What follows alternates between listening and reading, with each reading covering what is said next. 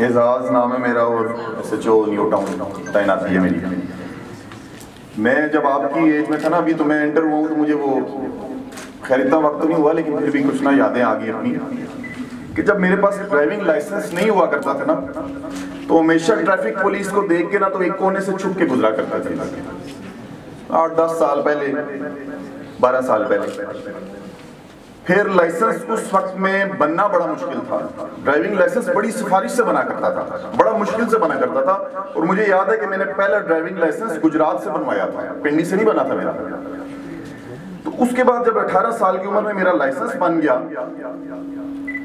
तो मैं मरी रोड से जब कभी गुजरूं गाड़ी में या मोटरसाइकिल में, तो मेरी कोशिश होती थी कि ट्रैफिक पुलिस के सामने से गुजरूं और ये मुझे कहे कि लाइसेंस दिखाओ और मैं से लाइसेंस निकाल के चेक करवाऊं।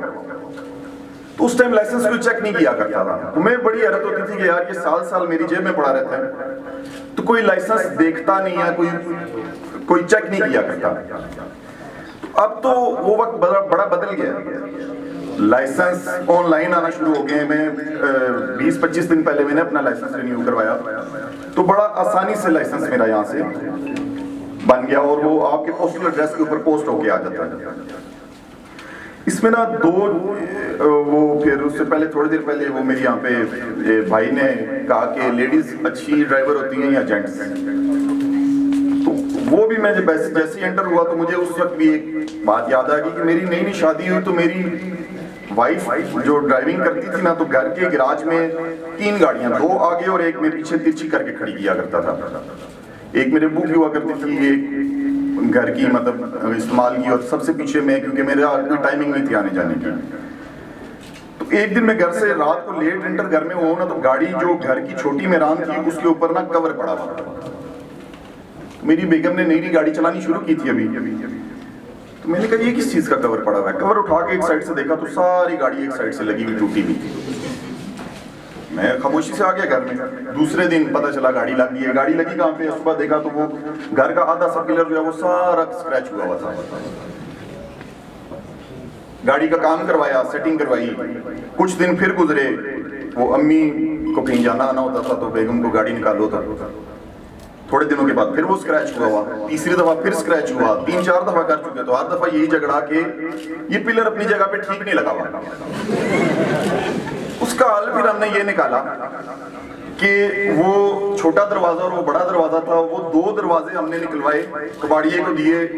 नया दरवाजा, वो जो स्लाइडिंग दरवाजा होता है, वो हमने दरवाजा लगवाया। कुछ दिनों बाद मेरे ना ससुराल से मेहमान शान और काफी लोग आए हुए, तो उन्होंने देखा, उन्होंने कहा ये बड़ा अच्छा दरवाजा और बड़ा खूबसूरत लुक लग रही है। तो मेरी बेगम और मेरी अम्मी बैठ के उन्हें बड़े अच्छे तरीके से बता रही कि नई बहू घर में आई है ना, तो घर में कुछ तो चेंजिंग आनी चाहिए ना, कुछ तो फर्क पड़ना चाहिए। तो ये फर्क था कि और मैं और मेरे वालिद साहब और भाई एक दूसरे को खामोशी से देख रहे थे कि ये फर्क पड़ा था। ये तो हमने अपनी जान बचाने के लिए वो दरवाजा चेंज करवाया था।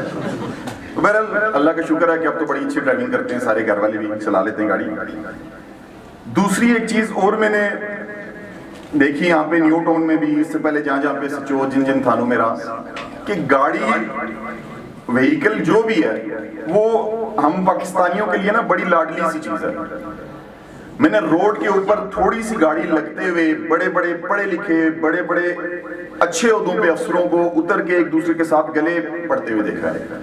आप खुद देखें ना, आपकी गाड़ी थोड़ी सी लग जाए तो हम सबसे पहले गाली दे के दरवाजा खोल के तेरी ये क्या किया तुमने। तो कहने का मकसद ये है कि हमारा ना रोड सेंस और गाड़ी के मामलात और मोटरसाइकिल के मामलात में हम थोड़े नहीं बल्कि काफी सारे बदतहजीब हैं। दस्तों गिरबान हो जाना, ट्रैफिक वार्डन रोक ले तो हम फौरन गले पड़ जाते हैं। कल रात को एक वाकया ऐसा मेरे पास, वो ट्रैफिक वार्डन एक बंदे को लेके आया कि वो रोका है तो वो उलझना शुरू हो गया।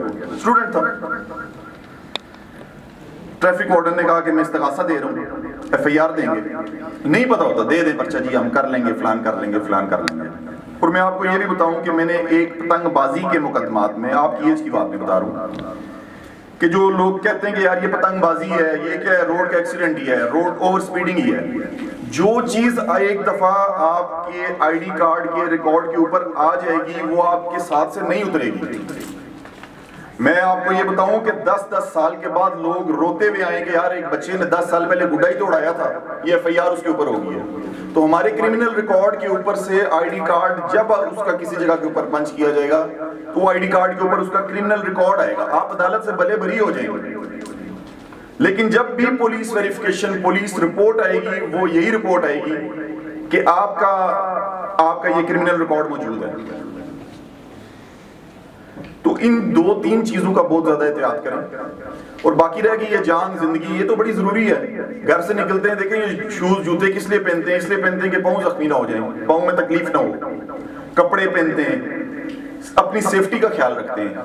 तो रोड सेफ्टी, ये जरूरी नहीं है कि हर दफा आपकी गलती, किसी और की गलती की सजा भी आपको। बाज़ औक़ात ऐसे होता है कि मेरी रोड से गाड़ियां यहां से स्पीड से चली और दूसरी साइड पे चलेगी, दूसरी साइड वाले का कोई कसूर नहीं है। और जितनी भी दुनिया में रोड सेफ्टीज के ऊपर लेक्चर्स और तकरीबात और ये चीजें हुई हैं, ये चीज मानी जानी है कि दुनिया में ट्रैफिक हादसात से बेशुमार अमवात हैं।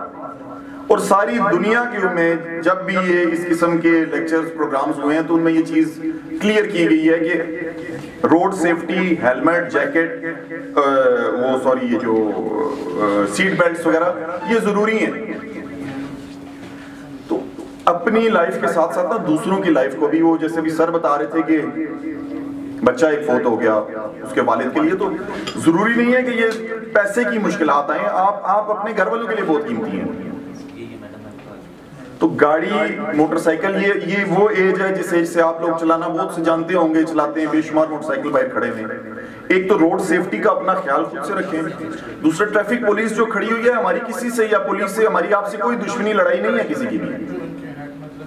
लड़ेंगे, वहां पे भी तमाशा बनेगा। फिर थोड़ी देर बाद क्या होगा कि थाने आ जाएंगे, जब थाने आएंगे एफआईआर होने लगेगी, फिर आपके वालिदैन, कोई मामा, किसी का चाचा, कोई सिफारिश को मिलते हैं, तो फिर इतना रोने धोने से बेहतर नहीं है कि हम अच्छी तरीके से एक चीज को रोड के ऊपर ही मैनेज करें। गलती हो भी जाती है, गलती हो जाए सॉरी बोल दें, हमारे से भी गलतियां हो जाती हैं, हर उम्र में हो जाती हैं गलतियां।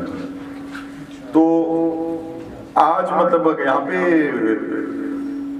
इकट्ठा होने का, जो ये ट्रैफिक पुलिस और हम सब लोगों का इकट्ठा होने का, वो सिर्फ इतनी सी बात ही बतानी है कि इन 2-3 चीजों का ख्याल रखें, अपनी भी जिंदगी महफूज रखें और दूसरों की भी जिंदगी महफूज रखें। Thank you very much.